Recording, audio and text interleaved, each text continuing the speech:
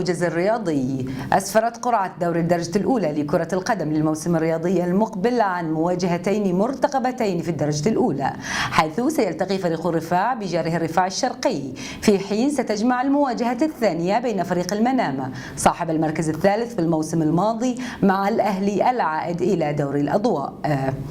كما سيلتقي فريق المحرق حامل اللقب مع ظهيره فريق الملكية.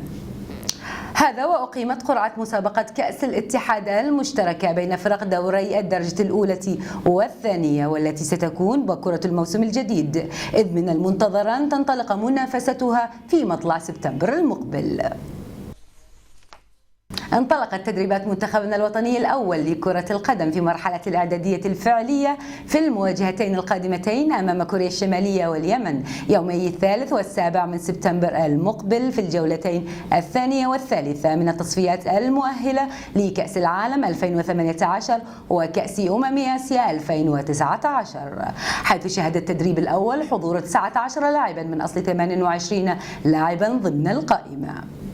وتركز التدريب على جانب الإعداد البدني من قبل مساعدي المدرب الأرجنتيني باتيستا، الذي تولى كل منهما مهمة الإعداد البدني للاعبين من خلال تدريبات متنوعة للتقوية والعضلات والصراع. نهاية الموجز، شكرا جزيلا لكم.